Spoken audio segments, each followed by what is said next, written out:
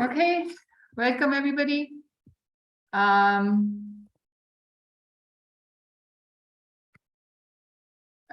you for joining us for our today's session. Let's talk study with US early versus regular applications.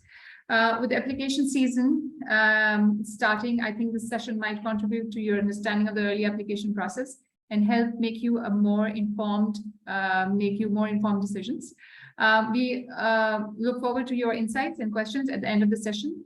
Please put your questions in Q&A box and not in the chat, because there are a lot of other things going on in the chat.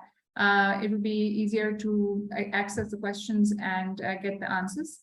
As for introductions, my name is Umara Daud. I'm an Education USA advisor with Islamabad office in Pakistan. I started working with Education USA about 3 months ago. A bit about my background: I have done a master's degree in international education development from Columbia University. I have lived in the US for 10 years and just recently moved back with my family, and and then 3 months back joined Education USA. It's a pleasure to be part of the team. Because it just not only connects with my professional goals, but also keeps my connection with the US pretty alive. A bit about our organization.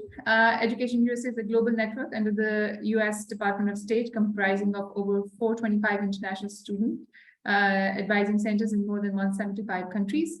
We are your official source to US higher education through Education USA advisors, working with advisees to provide updated, comprehensive, and unbiased information on higher education in the United States.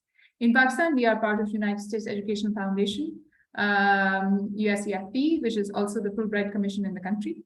USEFP promotes mutual understanding between the people of Pakistan and the people of the United States through educational and cultural exchange. We have offices in Islamabad, Lahore, and Karachi, but are always available for any students that need support or advising throughout Pakistan through email and call. For today's session, we have with us Kerryn Johnson, International Admissions Counselor, University of Wisconsin Stout. Kerryn is going to introduce herself, and from there on, she's going to take the session further. So over to you, Kerryn. Thank you. And hi, everyone. Thanks for joining. It is bright and early here in the US at 6 a.m. here. So good morning from Wisconsin. My name is Kerryn. I am the International Admissions Counselor at the University of Wisconsin Stout. I've been here for about 6 years, a little over 6 years now. I mostly work with processing our applications, issuing I-20s, helping advise students through the process, and helping with scholarships and help answer questions to see if this is the best fit for the student. So today I want to talk about, applying early to US universities. Is it worth applying early? Talk about early decisions and early, action universities, as the applications at a lot of US universities are starting to open. And it's about that time where students need to start applying for university. So there is such a thing as called an early application. And this is where students obviously can apply earlier in the year. It usually takes place before the regular admissions application opens. That usually starts in, October, November. So, within the next month. Not a lot of universities partake in this, only about 450. So, this is also called early decision and early action. So if you want to make a decision and get accepted to universities earlier, this is something you may want to think about. There's two types of early applications. There's early decision which is ED, or early action, EA.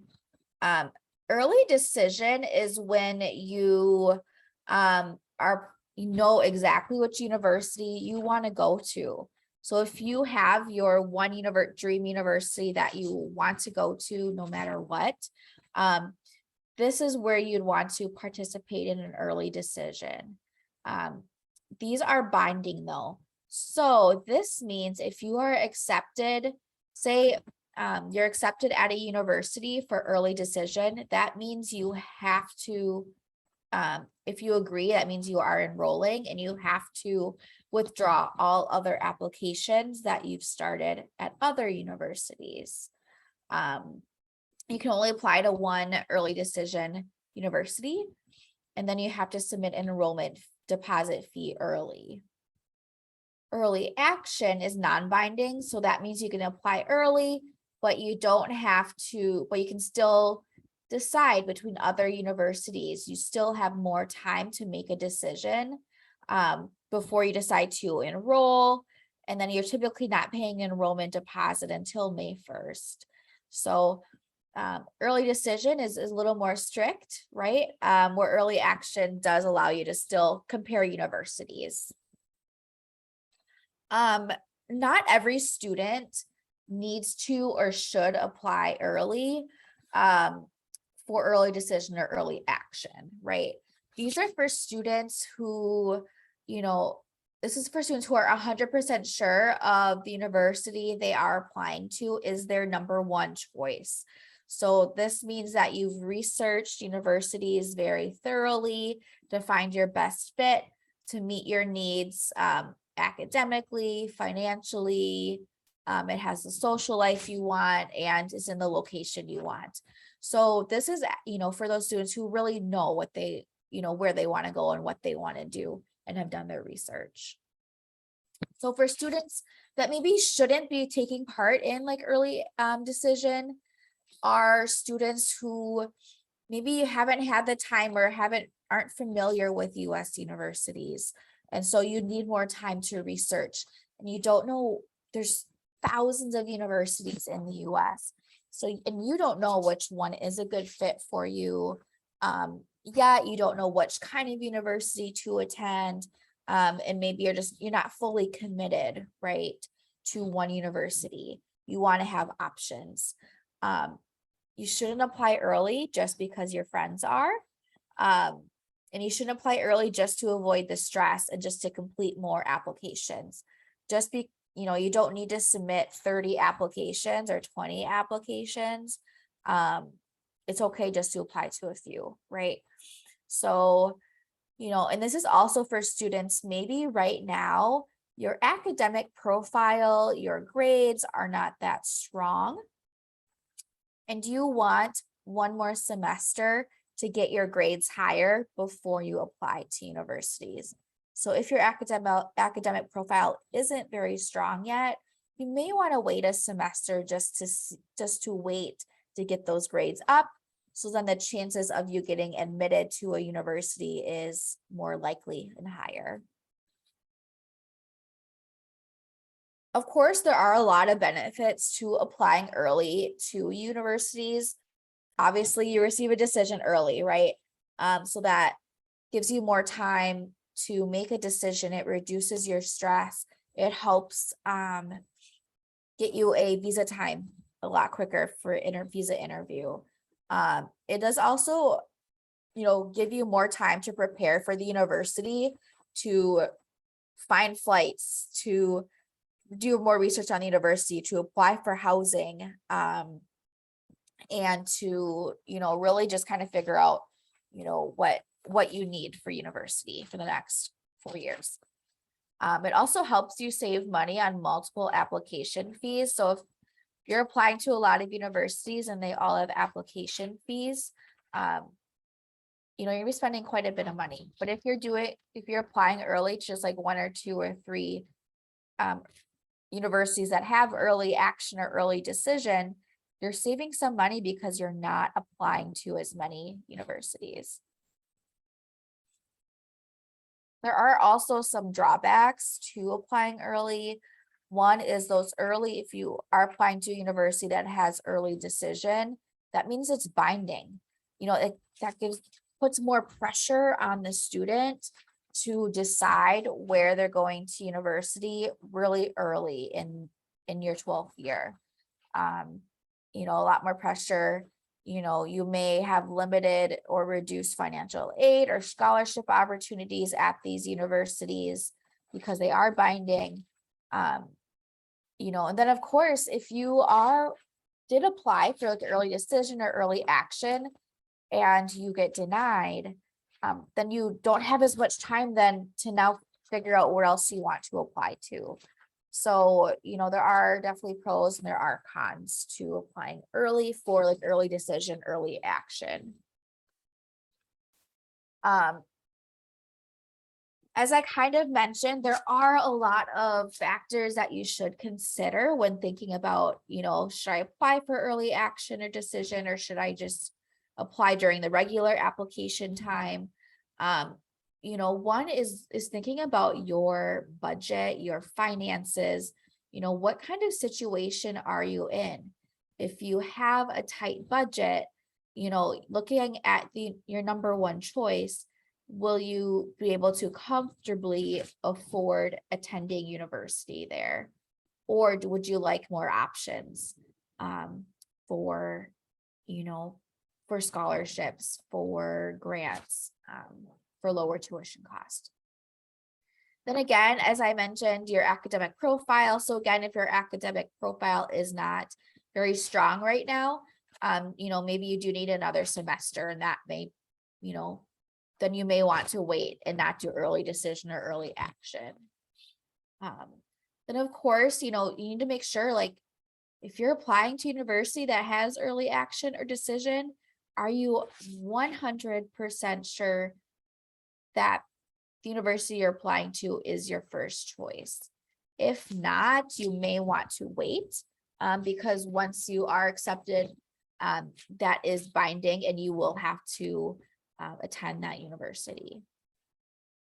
And then of course, making sure that before you're applying to all these universities, making sure that you are looking at the program that they offer. So if you want business, or you want finance, does that university just have business, or do they also have finance?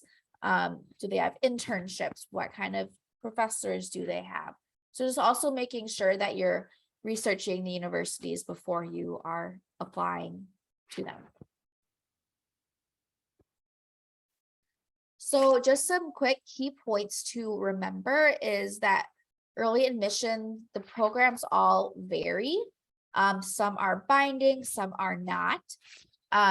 Applying early is not for everyone, right? And that's okay. It's okay not to apply right away. It's okay to wait and do more research, and figure out where's the best fit for you.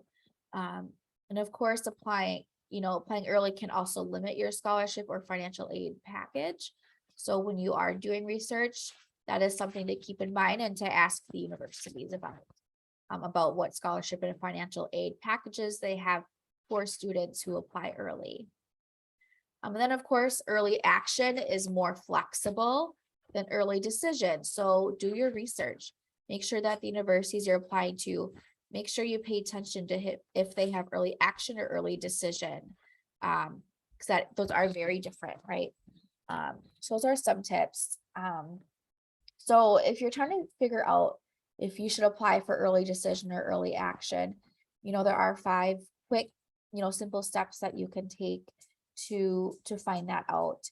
And I'll go quickly through those two. It's just creating a list, ranking your priorities, doing your research, connecting and comparing. So just, creating a list first, figure out what's important to you. So just sit down with you. If your parents are sponsoring, you sit down with your parents to figure out what is important. What do you need or what do you want in a university? What kind of do you care where it's located? What's your budget? Do you need scholarship? What kind of major you want? What language of instruction? So like, do you want to be taught in English? If you're going to somewhere in Europe, what languages are they being taught in? Then of course, the type of university, like profit or nonprofit? Are they a research university? Are they a hands-on university? Just create a list of what you want, what your perfect university would look like. And then you're going to want to rank your priorities. So just take that list and rank them. What's most important to you? What's least important to you? And ask yourself, what can you be flexible with? Are there certain things that, like location, is it okay if it's not in California or New York? But then also what are your deal breakers? If you have a budget, for many students, the budget there's a hard cutoff line. They can't go over a certain amount per year. So just kind of look at your wants and needs and figure out which is which. The main important thing here is research that kind of differentiates for students. If you're doing your research, you may be more prepared to apply early. If not, you may want to wait. There's lots of places that you can look for great information on different universities in the US. Of course, Education USA, they've worked with a lot of US universities, and they're familiar with, what kind of universities there are in the US, what may be a best fit for you, different programs, things like that. But also talk to your teachers, your guidance counselors, if you have one at your school, and classmates. Of course, just going online and searching is also a great way. Maybe you're searching for game design programs in the United States, or animation majors, in the US. You can look for things like that. Then of course, there's websites. Look on social media. A lot of universities have social media. That's great just to look if you're trying to see what the student life is about. And then what you should look for when you are doing research is, do they have early decision, or do they have early action options? Like I said, not only less than 20% of US universities actually have this option. So pay attention to what kind of application they have, and if they have deadlines, right? Of course, looking at the admission requirements, the programs, the cost of attendance, and all of the other items on your list, try and figure out the answers to those for each university you're looking at. And then of course, just connecting with universities. So, you want to, you're going to find a lot online, but you should also talk to each university, whether that's through email, WhatsApp, social media. Maybe you set up like a Skype or Zoom meeting with the counselor, just to get that one-on-one interaction, and get your questions answered and get more familiar with the university. So it's definitely, very important that you're connecting and just asking those important questions, things like that. Then lastly, once you have done your research and you've talked to universities, look back at that list you created and figure out which universities, meet most of your requirements, which ones don't, which ones do, which university meets most of their requirements, right? And just kind of figure out like where you are and what university is a best fit for you, for your wants, for your needs. And then create a list, if needed, just on the pros and cons, and rank. Maybe you need to rank your universities from ones that, you're most excited about, or ones that meet your list criteria the most. Then of course, when you're making those connections with the universities, just who do you have the best connection with? Maybe who is more helpful, who is more friendly, because that could also say a lot about the university in general. So when you are thinking of applying early too, there's a few questions you should ask yourself. Are you interested in just one university or multiple? If you're just interested in one university that has early decision, great, then that's probably a good sign that you should apply early. If you're interested in multiple, or you don't know which universities you're interested in, you may want to wait until the regular application opens. And then, thinking about, how do all these universities that I have, how do they meet my needs? How do they meet my wants? And then, out of all those universities, which ones do have early action, or which ones do have early decision, just so and you can, figure out, when you should be applying to different universities. And then also keep in mind too, if you do have a number one choice and you want to apply early, just be honest with yourself and ask yourself, like, how likely am I to get admitted into that first choice? Because a lot of those bigger, larger universities and institutions, you may have great grades, but they're looking at thousands of applications.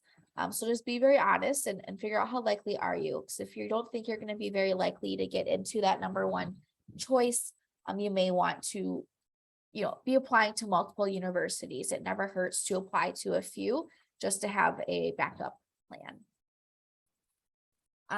So a few pieces of advice is just, reading the fine print, reading the university websites and figuring out if they have early action or early decision, figuring out like, okay, which one is this? Is it binding? So if I do get in, do I have to attend this or do I have 60 days to decide?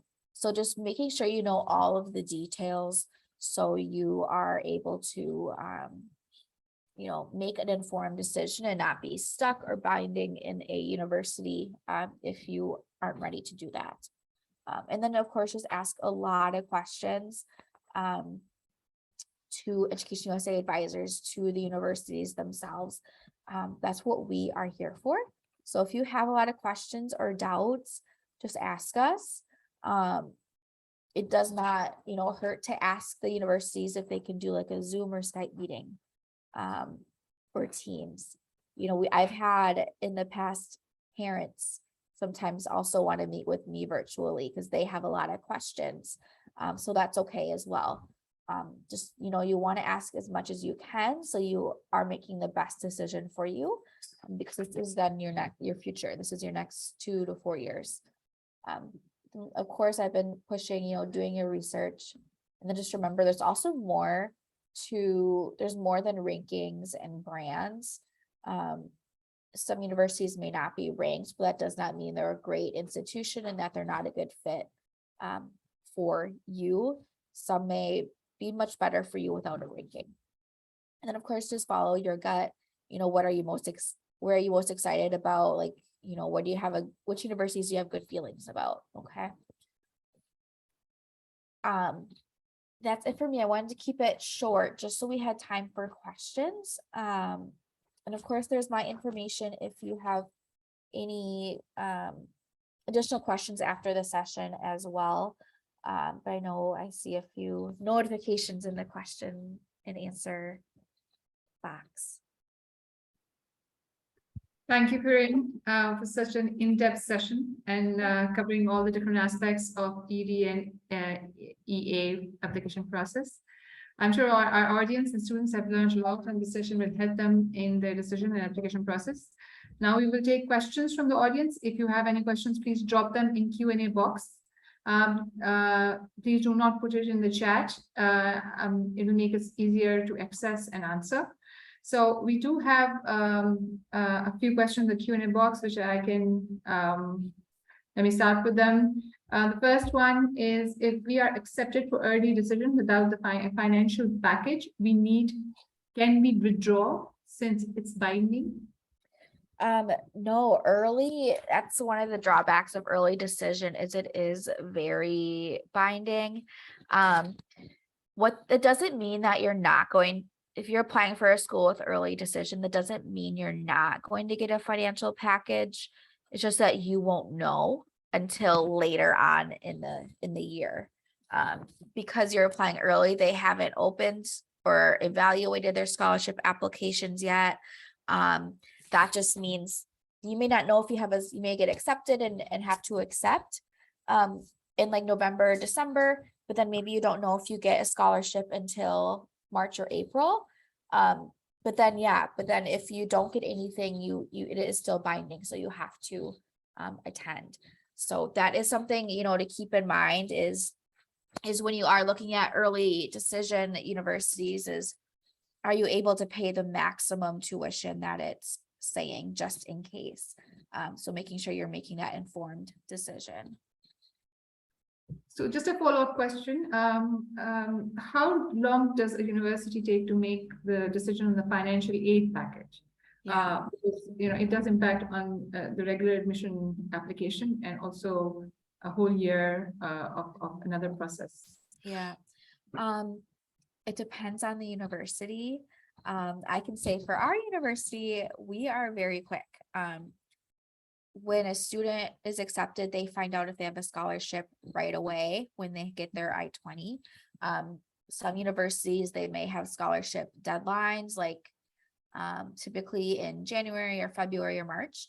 And usually those should take, some universities could take a couple days, some can take a couple months, just kind of depends on the institution. So that's when students are researching universities, just to make sure. That's a good question to ask them, like how long, when will I find out if I get a scholarship or financial aid package? So that's a good question to ask. Great. There's another question. Would I give any test for scholarship like IELTS, etc., or what would be the procedure? Yeah, so scholarships are also kind of dependent on each university. Typically, IELTS, isn't used too much for scholarships. It's more based on your grades or your financial need, or other things. Typically, it's not the IELTS. Usually the IELTS is used for the admissions decision.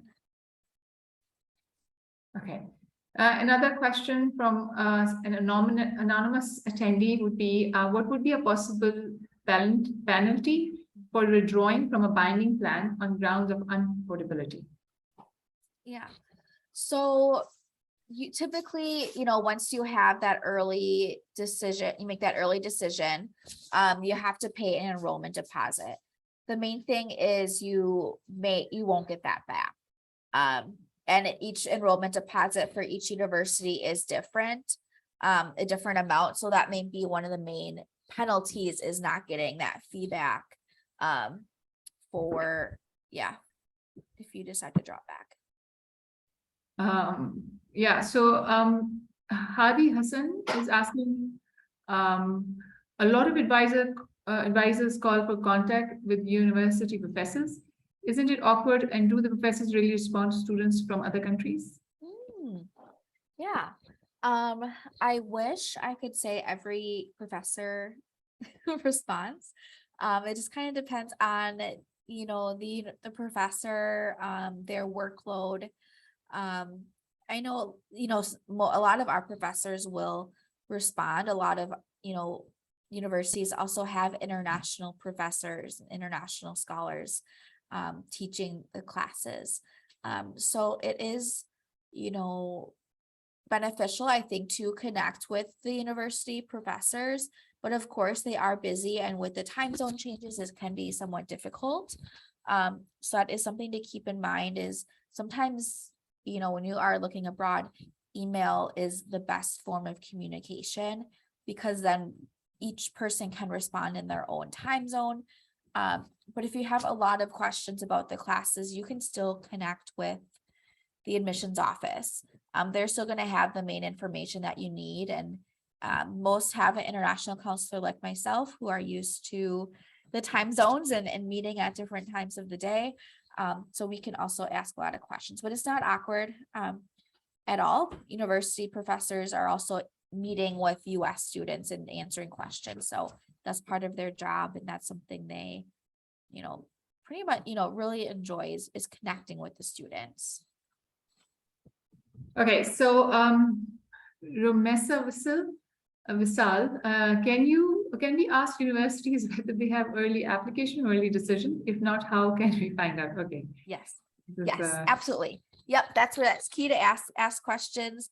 Usually if they have it, it's going to be on their admissions website. But if you don't know, you can still ask them. Even if you don't see it on their website, just still ask, like, do you have early application or decision, or just regular? Sure. Another anonymous attendee, does applying in early action round increases chances of getting maximum scholarships, or we can also get maximum scholarship in second round normal regular decision as well? Right. No, it doesn't increase your chances. It only increases your chance of getting a spot on campus. It doesn't increase your scholarships. You're still applying for scholarships at the same time as all other applicants later on in the school year or in the semester. So it doesn't increase that chance. You're still getting that same opportunity as all the regular applicants as well. So Talia Tabassum is asking if suppose a university usually meets students' financial need, but in case they don't offer the amount of scholarship that I need and I can't afford to attend, so what should I do in that case? Yes. I think before you even apply to those universities, I think it's an important conversation to have with that university, asking like what is the percentage of international students that receive a scholarship, and asking what the likelihood is. They can't tell you if you're going to get the scholarship or not, but they can say, oh, maybe 70% of our students receive a scholarship. So at least you are aware of the likelihood of receiving one. Or if they say not a lot of students receive that, that could be something to be aware of. That could be something that, you know, maybe a reason maybe you shouldn't apply yet, because you don't want to be binded into paying that full fee. So that's just where it's important to good to have those conversations with the admissions counselor and talk about the likelihood and you know what that process is and where you'll find that out. So Kerryn, I have a follow-up question regarding this.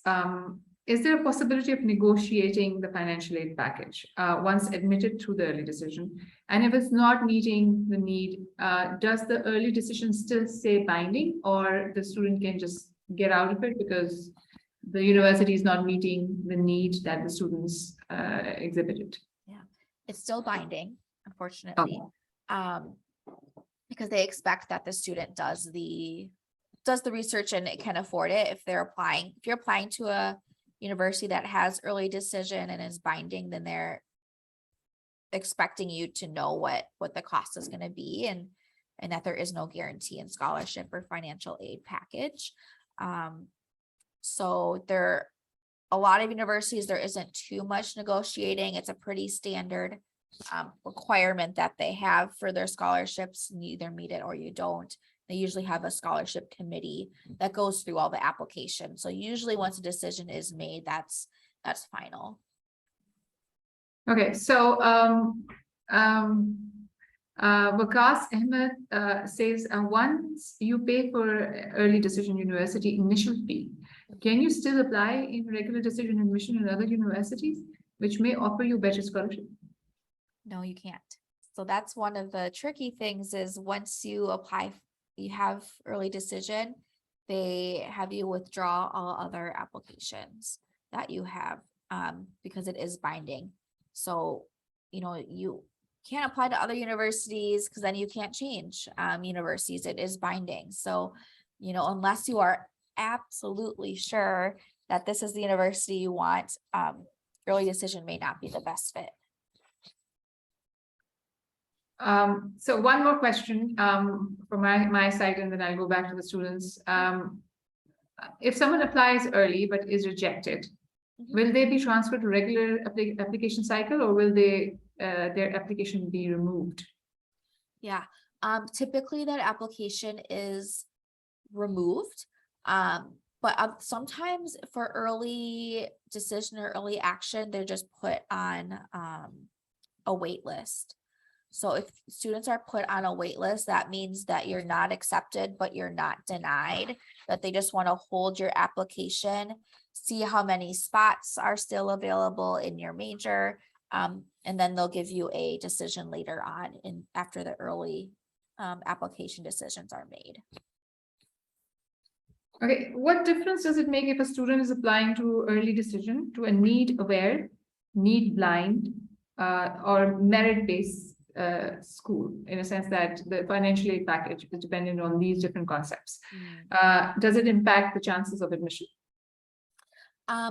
For admission, it should not impact the admission part. It would accept the scholarship or financial aid piece. For admission, they're just looking at, you know, your academic profile, your English proficiency score, things like that. Scholarship is where the financial need comes into play. Some universities look at, like we look at just your grades. We don't look at if you need the scholarship. It's just if you meet a certain GPA requirement, you get the scholarship. Some universities do look, maybe you write an essay, maybe you have to show a bank statement to show, your need for the scholarship though. Okay. So Hadi Hassan says, what is the average profile of a student who gets research assistantship? Well, I keep saying this, but it depends on the university. But typically these students are getting involved in their classes, right away.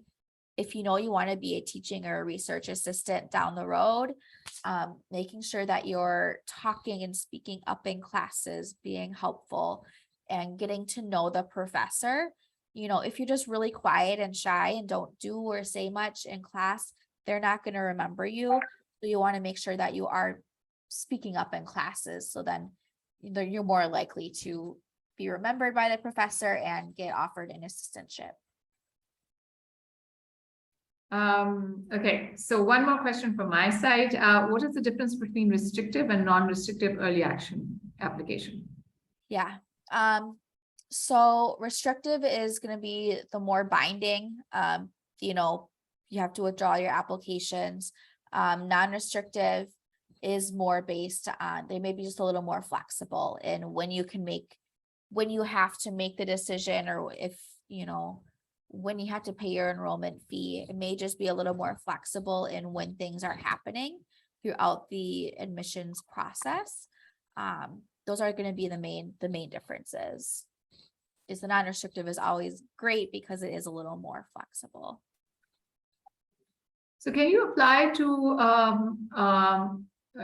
early decision and also apply for early action in other universities? So you don't do that? Yeah. Yes. Yep. You can. You can apply to both. If the student does get admitted into the early decision university, then they have to withdraw the other applications though, but they can apply to multiple right away. So Hamna says, can you withdraw from acceptance of a university in regular round and go for another university? Yes, absolutely. Yep. The nice thing with regular applications is if you do apply to like 5 universities, you can withdraw and decide to go to another university. The regular admissions does give you, the student, more time to compare which universities they've been accepted to and make a decision based on their scholarship package or based on where they've been admitted. Okay, Gibran says, is Duolingo English test enough to show English proficiency compared to IELTS and TOEFL? Yes, a lot of US universities are accepting Duolingo tests of English now. So typically since 2020, a lot of universities have added that. So Duolingo, IELTS, and TOEFL are the main 3 that you're going to see universities accepting. So Isha's question is, does mentioning university professors wanting to study from them or being interested in their work helps in application? For example, if the university asks us for a supplement essay on why you want to attend the said university. Yeah, it can definitely help because it gives, it shows the universities that you've done your research on the university and that you've taken the time to get to know who our professors are and that you're excited about attending here. So the more details you can give about our university and proving that you've done your research, it shows us like, oh, the student genuinely wants to attend or work with our professors or, be here on our campus. So absolutely, that always helps. Okay, one more question from my side. If I'm unable to, or somebody is unable to submit an SAT score during early application, can I update it later, or will it be still acceptable? Yeah. So if a university does require the SAT for admission, a student does have to submit that before a decision will be made. So whatever documents are required for admission have to be submitted. Of course, if you, so that's something that you have to do. But if it doesn't, a lot of universities now don't require the SAT. So that's something you don't have to worry about. However, if you are accepted to a university with a current SAT score, but you take the test again, you get higher scores, you can send the university higher scores, and that could help with scholarships when they are reviewing scholarship applications later. Okay, so anonymous attendee, what if you don't give SAT but just Duolingo test? And are there many universities that don't require SAT? Does SAT play any role in acceptance and scholarship? Yeah, you just answered that. Yeah, a lot don't require SAT anymore, but some of those larger Big Ten Ivy League universities will still require the SAT. Hadi Hassan is saying, follow up on the RA question. I want to ask the profile of a student who wants to apply to be an RA before admission to the university. For example, if you already have a TA-ship for 1 year at your current university. That is also very helpful. If you have the TA experience, that's going to be, more likely that you're going to get an assistantship. A lot of international students do become RA or research assistants while they're on campus too, but having that background experience is very helpful. Okay, so IELTS, anonymous attendee, is must for US university admission. So what he wants to say that if I've done SAT, do I still have to give IELTS or TOEFL to show that I am the eligibility of English proficiency? Yeah. So some universities still require like a TOEFL or IELTS. Some do not. So like our university at UW Stout, if you have a certain score in SAT English, you do not have to take the IELTS or TOEFL. Okay, so one question from my side, is there a possibility of negotiating financial aid package once admitted through early decision? No, typically not. Typically those are pretty hard requirements. And the scholarship committee is typically meeting and already has those decisions made. So, more than likely it's not negotiable at that point. Okay, and anonymous attendee Hamna Rafiq, an external scholarship are external scholarship merit-based? What are the eligibility criteria for that? And what is the general criteria for university scholarships? What grades are required in AS level to apply to undergraduate program? Yeah, this is different again for every university. Every university does have different scholarship requirements. A lot are merit-based. Some are based on financial need. So it's really different. It kind of depends on the institution. So when you are researching universities, those questions are great to ask each university for them to answer. So then you can kind of compare. But, the grades, it kind of also depends on the institution. Those are all very dependent because each university in the US is different and has different requirements and how they review applications. So those are great questions to ask universities that you are thinking about applying to.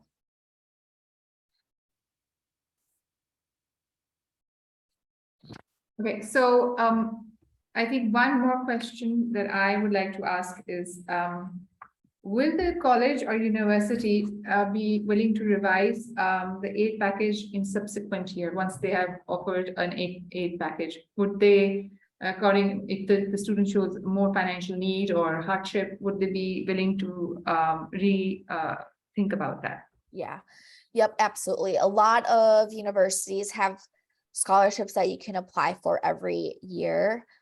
So you could be getting different scholarships every year. And yeah, especially if there's like a hardship. I know through immigration, there's also programs and things like that too. So, but yeah, absolutely. A lot of institutions have those opportunities to get more scholarships or different scholarships every year that you're at their campus.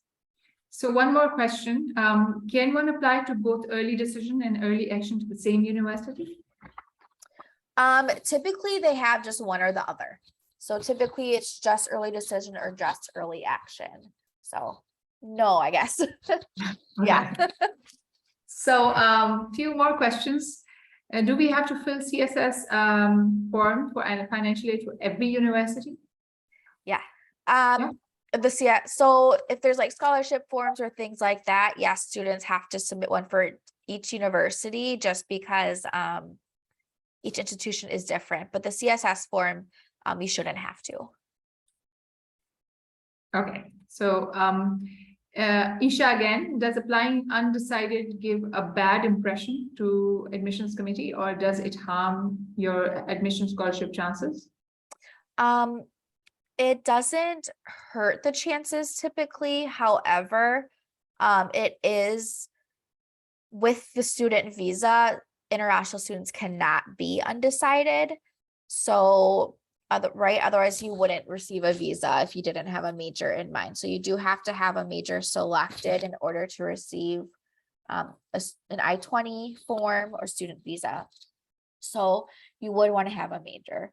But if, you know, I've had students in the past, you know, apply undecided, and then they've talked to me and said, these are the programs I'm interested in, and I've helped them, you know, figure out their options so they can make a decision on which, you know, program they're thinking that they want to apply for, and then I change their major.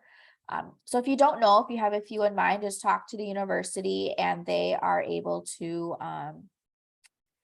you know, then they're able to help you make that informed decision. So one more question. If a student is looking for 100% scholarship, is it a good option to apply early? Yes, I would say, yeah, because then you have more time to figure out their deadlines and figure out their requirements. And typically those larger scholarships are given out earlier rather than later. Okay, Rumessa, how does extracurricular activities impact admission decision? It can really help, especially if, you know, it is really helpful to just see what kind of interests the students have, what they're involved in, and just to see that you're not just focused on academics, but you're also focused on, you know, rounding out your education and your career. So especially when a student has is kind of on the borderline, we don't know if we should accept them or reject their application. Sometimes looking at that extracurricular list can help us make that final decision, because we can see that you are also being involved in part of the community. Or what if both the universities are binding and they accept me? Yes, so that's a tricky one. So I'm like, I don't know actually, but you know, typically then at that point you're, you know, for the most part, you should only be applying to one early decision university. But if you are doing two, you'll have to communicate with the universities and, you know, figure out rather quickly which university that you want to attend. So do we need to submit CSS profile with every early decision to gain financial aid, since it's binding? So if they don't offer enough aid, we can withdraw, as we showed CSS profile? No, so you, no, it's still going to be binding. So with that, you are, you know, yes, you can show your profile, but that's not part of their admissions decision. It's more just based on your academics and your extracurriculars and your essay. It's not based on that CSS profile.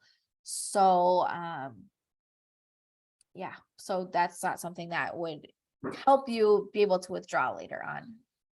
So one more question I would like to ask is, what's the process of early decision 1 and early decision 2? So the process, it's going to be a very similar application process to the application. It's really the same for students. It's simply just applying, submitting all required documents. The only thing that's different is for the universities is we're just making those decisions a lot earlier and quicker. So that's really, for the student, there's really not much different except you're submitting everything a little earlier. So if you're applying for early decision 1 to one university, and if you're applying to early decision 2 to another university, and you get the acceptance letter from the first one, but you do not have the financial aid package, do you have to withdraw the early decision 2, or you can wait for that decision as well?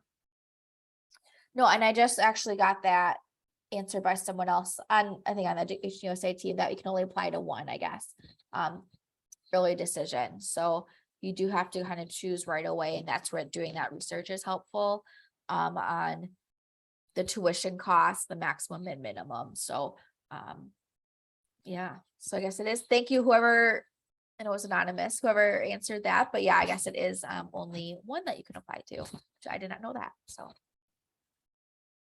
great. Any more questions from our students? Or Marshall or Ben, if you have any questions? We have just 5 minutes left.